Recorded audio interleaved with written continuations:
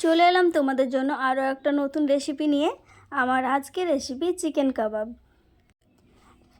একদম রেস্টুরেন্টের মতো চিকেন কাবাব এইভাবে যদি বাড়িতেই বানানো যায় তাহলে আর রেস্টুরেন্টে গিয়ে গাদা গাদা টাকা খরচা করার কি দরকার। তো যদি রেস্টুরেন্টের মতো চিকেন কাবাব বাড়িতে বানিয়ে খেতে চাও তাহলে আমার এই ভিডিওটা প্রথম থেকে শেষ পর্যন্ত অবশ্যই দেখতে হবে। দেখতেই পাচ্ছ চিকেন কাবাবটা আমার কত সুন্দর হয়েছে। তো চলো রেসিপিতে চলে যাই। আমি চিকেন কাবাবটা বানানোর জন্য এখানে প্রথমে চিকেনটাকে খুব ভালো করে কেটে ধুয়ে নিয়েছি। তারপরে এটা একটা মিক্সিং জারে নিয়ে নিলাম।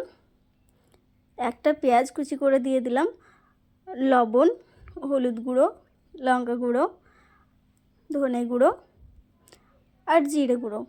আমি এগুলো সব একসঙ্গে দিয়ে দিলাম। এবার একটা পেস্ট বানিয়ে নেব। পেস্টটা রেডি হয়ে গেছে, এবার একটা বাটিতে নিয়ে নেব। তো আমার এই ভিডিওটা অবশ্যই প্রথম থেকে শেষ পর্যন্ত দেখবে, আর তোমাদের কেমন লাগলো আমাকে কিন্তু জানাবে। যদি ভালো লাগে তো অবশ্যই লাইক করবে, আর যারা আমার নতুন বন্ধুরা আছো তারা কিন্তু আমার চ্যানেলটাকে অবশ্যই সাবস্ক্রাইব করে দিও। আর তোমরা কে কোথায় থেকে আমার এই ভিডিওটা দেখছো আমাকে কিন্তু জানাতে একেবারে ভুলো না। তো আমি বাটিতে নিয়ে নিয়েছি, তারপরে এইভাবে হাতে অল্প একটু পেস্টটা নিয়ে এইভাবে হাতের সাহায্যে আমি কাবাবের শেপের বানিয়ে নিচ্ছি। তোমরা তোমাদের ইচ্ছা মতো বানাতে পারো। এবার এখানে তেলটা আমি হালকা গরম করে নিয়েছি। এবার কিন্তু গ্যাসের ফ্লেমটা একেবারে লো হিটে থাকবে। তারপরে আমি একটা একটা করে এইভাবে কাবাবগুলো দিয়ে দিচ্ছি।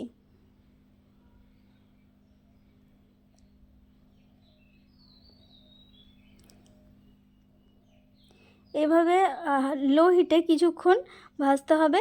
এক পিঠে হয়ে গেছে, এবার আমি উল্টে উল্টে দিচ্ছি।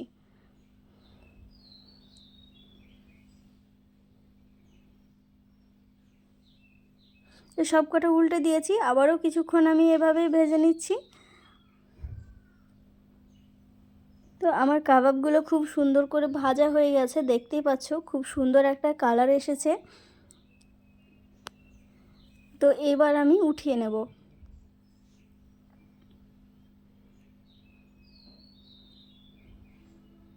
তো দেখো কাবাবগুলো দেখতে কতটা সুন্দর হয়েছে, একদম মনে হচ্ছে যেন রেস্টুরেন্ট থেকে আনা হয়েছে।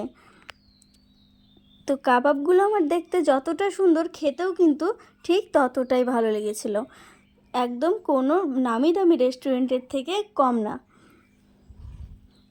তো নামি দামি রেস্টুরেন্টে খেতে গেলে অনেক অনেক টাকা ফুরিয়ে যায়, আর বাড়িতে বানিয়ে খেলে কিন্তু খুব সহজে অল্প খরচে এই সুন্দর কাবাবটা তোমরা বানিয়ে খেতে পারো। তো ভিডিওটা তোমাদের কেমন লাগলো? যদি ভালো লাগে অবশ্যই লাইক কমেন্ট শেয়ার করো।